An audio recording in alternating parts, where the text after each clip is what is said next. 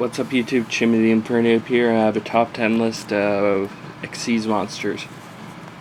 Really quickly, I just want to tell you how I got started with Xyz. It was my second time coming back to the Yu-Gi-Oh! I had synchros for a very little time, like maybe half a year, because I remember Duelist Revolution was pretty new at the time, so 1, 2, maybe 3 sets. Synchros, I didn't really buy into them at that time. I only got the older packs. And then when I saw Xyz monsters, that's when I really jumped back into Yu-Gi-Oh! Didn't really get that many Generation Force packs. Got a whole lot of Photon Aqua packs, including, I remember getting that opening when it first came out, like first weekend, getting a pack from a local Walmart, opening it up in the lobby of the store, and pulling a secret rare rescue rabbit at the time. And somebody immediately saw that pack, the pack, like, and offered me $75 out of it. So I ended up selling the rescue rabbit like day one. So that's my early stories with Zexal. This is going to be my top 15 list of Xyz monsters. Why top 15? Because I'm not going to be cheesy about this. The reason is, I had a top 10 list fully picked out. Then I noticed, hey, my honorable mentions were 5 honorable mentions. So I was like, just throw them, make it a top 15. So let's get started. I'll give you some stories about each of these. Number 15 is number 50, Black Ship of Corn. I remember getting this one from the manga, I believe it was, picking up it. Turning out to be a really expensive card when it was in the manga first. Because in my area, if you guys don't know, Yu-Gi-Oh! Cards are almost all gone to the scalpers for the expensive ones. If there's an expensive manga card, then you'll see the people, like, they'll have a full binder filled with them. This is one of the few ones I end up getting right away. This Escarado, the Elemental Hero, and Kachikochi Dragon were the only ones I really got that were expensive. This is a cool one. And that's just basically my story about number 15. A lot of the top ones I can't really say any experience with. Oh yeah, I didn't even get to see Zexal for the first time until later. I understand you don't really like, a lot of people didn't like Zexal, but I thought it was a good anime overall. I mean, a lot better than some of the other ones that they've done. It's number 14.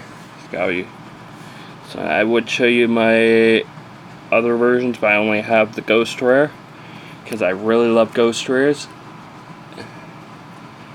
First edition. Also, it was just as cheap to get the Ghost Rare it was to get any other. I'm going to try to get this in the light. It's Hard Earth Dragon. Love its artwork, especially in Ghost Rare. I end up getting the Cosmo Blazer mat and then selling it like immediately, like within the same locals day. I ended up picking up for $5 and then reselling for 15. Like the first locals, and then selling off, getting the extra, and then I think I ordered this one offline. I know I've ordered a few Ghost Rares.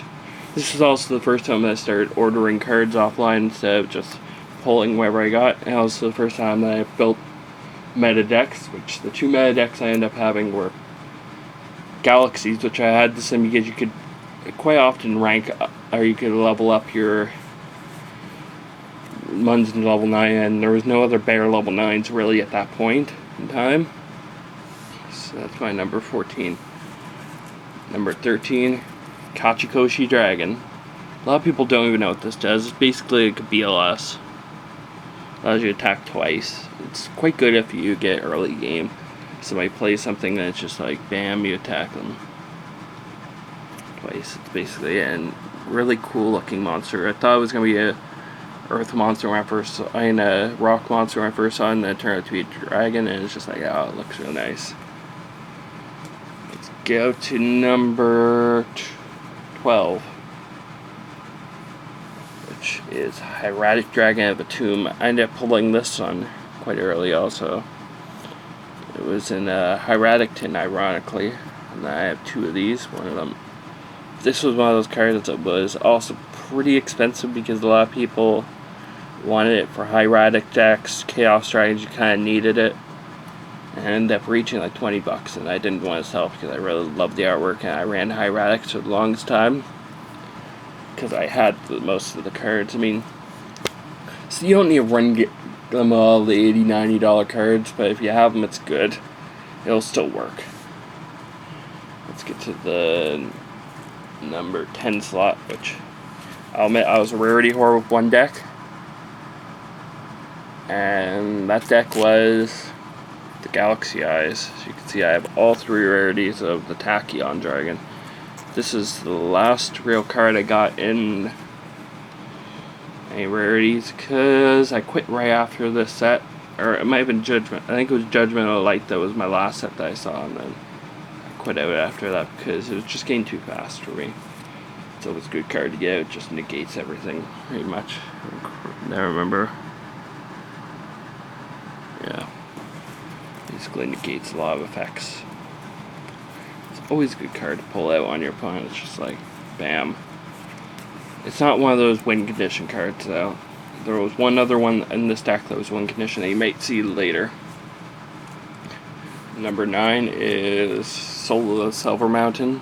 I just like this artwork, and it's a rank 3. Very few of the rank 3s are actually pretty good. I have 3 on this list. Number 8. Or wait. Let's see, 1 second. 15, 14, 13, 12, 11, 10. 9 is number 39, Utopia. It was one of the first Xyzs out there. And I actually ended up seeing quite a bit of play because it's not really very good, and it's just like negating attack. It's basically just a negate attack on wheels. Plus 2500 and everything was pretty good. And it's also the main protagonist monster of the 25 to 2000. 8 is another one I managed to pull, and this was in an Order of Chaos special edition. Wow, he's making me old. Which was Zenmayo. I ran this one in my Chronomaly decks because just like you detach material to target 2 set cards and destroy them. You just played this, then you didn't even need to worry about back row when you attacked into your opponent. It was so good. And so easy to summon in Chronomalies. So that's my number 8. Number 7. Wait. 8, yeah. 7 is Wind Up Zenmain's probably the most tournament ready card that's in these.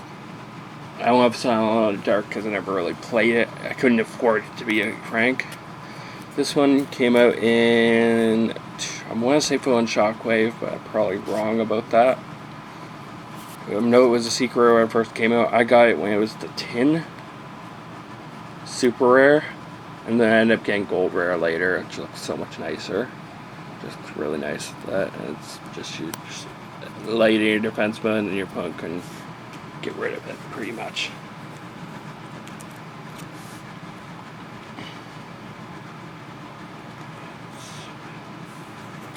Six is Excalibur. It was one of my first ghost rares also that I pulled. I got this out of my Return of the Duelist box, and I ended up getting this one later from a different random Return of the Duelist pack. It also was a secret rare of a tin, if you guys don't know. But I got rid of that because I really love the ultra rare. I don't really like secret rare much, and I love ghost rare. I had 2 of them. That's all you need for a deck. 2 level 4 warriors. Then it's a 4000 beater for 1 turn. So this was pretty much the thing. You would summon this thing in a toolbox deck and then just run over where your opponent had. You don't give a shit, really. Just gotta be honest, you don't give a shit about back row. If it gets into back row, then it's gone anyways. You're pretty much gonna lose the duel at that point. It's time for my top 5 list. Number 5 is Photon Papal Operative. This one wasn't Photon Shockwave. I remember getting this one as a rare first edition. One of my first. Galactic Overlord. Sorry. That's a bit of a mistake there, but got this thing out of it. Thought I always love Photon monsters. No, it's not exactly Photon, but it's pretty cool. Just change a monster from defense to attack position, lower its attack by 800, which is pretty good if somebody tries to block you with a defense monster.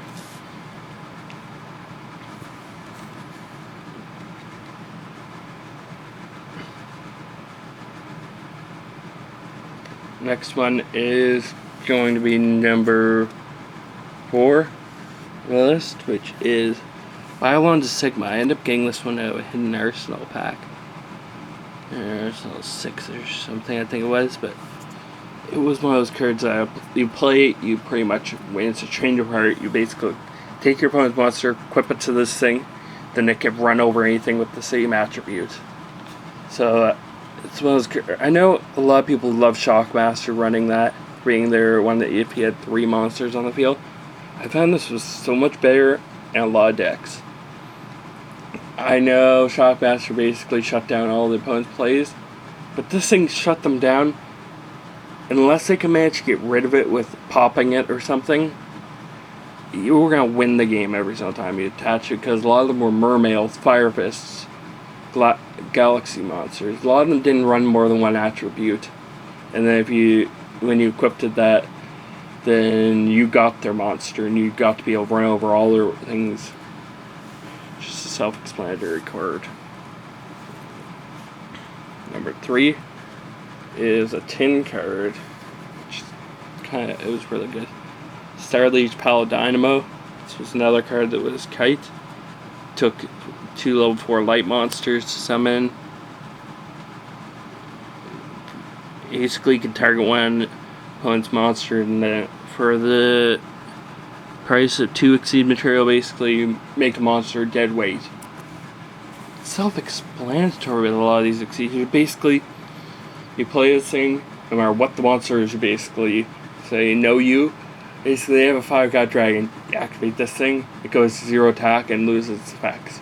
It's crazy being able to just cock block anything they have. And not to mention artwork, it's really nice. Number 2 is going to surprise a lot of people.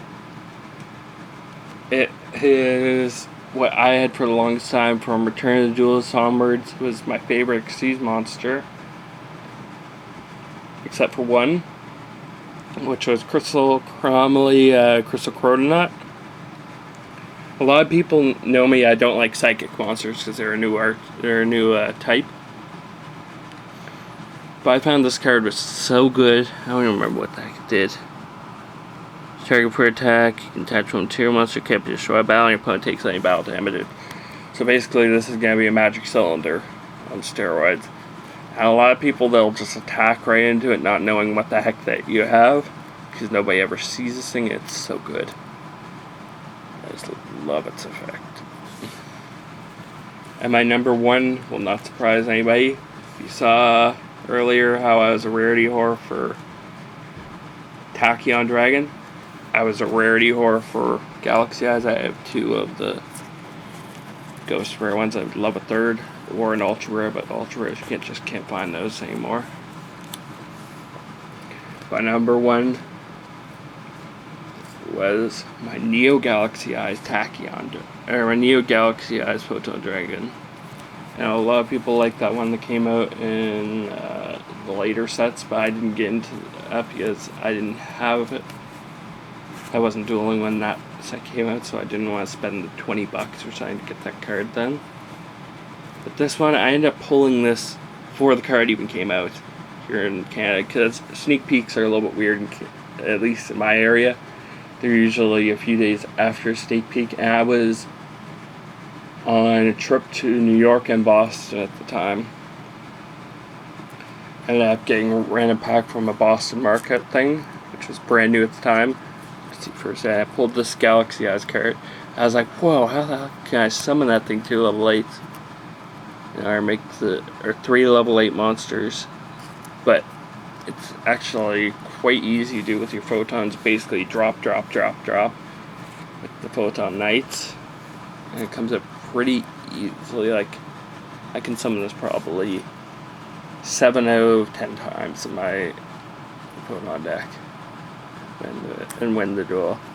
I just loved it. I ended up picking up the Ghost Rare, and then I ended up picking up the Ultimate Rare later. But yeah, it's just one of those cards I end up pulling quite a few. I think I pulled this one out of the pack. I can't remember. I ended up pulling this is actually the first Ghost Rare I ever pulled. To be honest, I ended up pulling this out of tin and being shocked like heck. This was before Return of the Duelist, when this it was in whatever tin it was. And loving the artwork so much. I remember I'd be in class all day just going back and forth looking at it in high school. Because it looks so nice. It's so hard to see with this camera. They don't pick up Ghost Rare very well, but wait.